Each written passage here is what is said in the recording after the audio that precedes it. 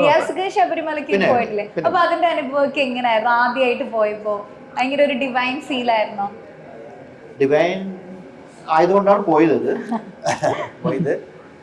First time പോകുമ്പോൾ എപ്പോഴും special experience ഇല്ലേ? ആദ്യം പോകുമ്പോൾ എക്സ്പീരിയൻസ് നമ്മൾക്ക് ഇതെല്ലാം സിനിമയെ കണ്ടറിവില്ല നമുക്ക്. അതെ, നേരിട്ട് വരുമ്പോൾ ഞാൻ പോയത് എൻ്റെ 30ാമത്തെ വയസ്സിലാണ്.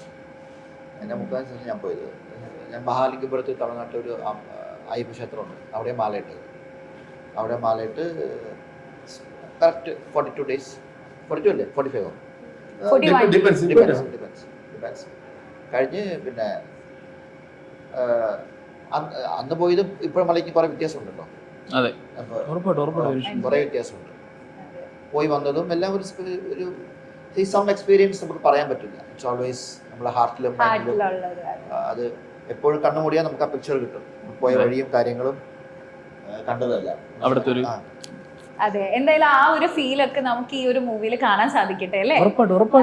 അപ്പൊ ഈ മൂവി ഇറങ്ങുമ്പോൾ ഒരുപാട് സന്തോഷം ആൻഡ് ഒരുപാട് പ്രതീക്ഷയോടെയാണ് പ്രേക്ഷകർ ഈ മൂവിനെ വെയിറ്റ് ചെയ്യുന്നത്.